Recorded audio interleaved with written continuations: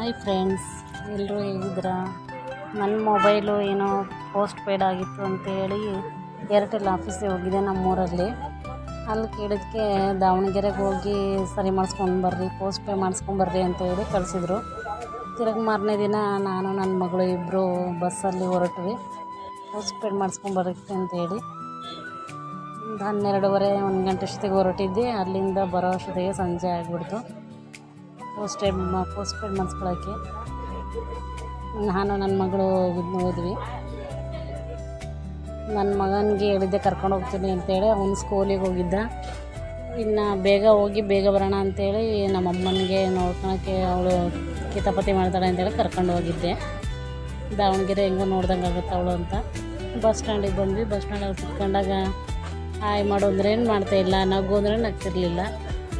ಲಾಸ್ಟಿಗೆ ಹ್ಞೂ ಹ್ಞೂ ಅಂತ ಹೇಳಿದೆ, ನಕ್ಬಿಟ್ಲ ಹಂಗೆ. ಮತ್ತು ನಕ್ಕದ್ಲು. ಅದೇ ನಮ್ಮ ಮನೆಯವ್ರಿಗೆ ಫೋನ್ ಮಾಡಿದೆ, ನಮ್ಮ ಹಸ್ಬೆಂಡಿಗೆ ಫೋನ್ ಮಾಡಿದ್ರೆ ಅವರು ಬರ್ತೀನಿ ಒಂದು 10 ನಿಮಿಷ ಅಂತಂದರು.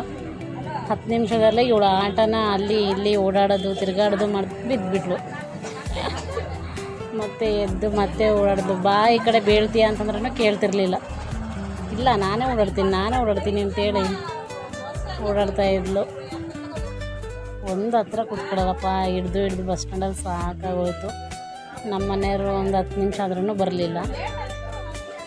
ಮತ್ತೆ ಫೋನ್ ಮಾಡೋಣ ಅಂದರೆ ಔಟ್ ಗೋಯಿಂಗ್ ಇರಲಿಲ್ಲ, ಕಟ್ಟಾಗಿತ್ತು. ಅದಕ್ಕೋಸ್ಕರ ಅವ್ರು ಬರೋವರೆಗೂ ಕಾಯ್ತಾಯಿದ್ದೆ. ಅಂತೂ ಇಂತೂ ಬಂದರು ಕರ್ಕೊಂಡು ಹೋಗೋಕ್ಕೆ ಅಂತೇಳಿ. ಇವ್ರು ನಮ್ಮ ಮನೆಯವ್ರು ನೋಡ್ರಿ.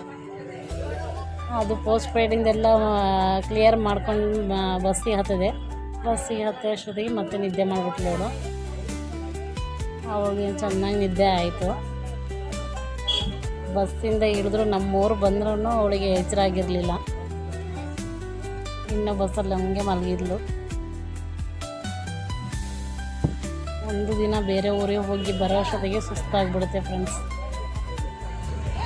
ಅಷ್ಟೊತ್ತಿಗೆ ಬಸ್ ಸ್ಟ್ಯಾಂಡಲ್ಲಿ ಇಳಿದ್ರೂ ಇವಳು ನಿದ್ದೆ ಇನ್ನೂ ಮುಗ್ದಿರಲಿಲ್ಲ. ಇಷ್ಟೇ ಫ್ರೆಂಡ್ಸ್ ಇವತ್ತಿನ ವ್ಲಾಗ್.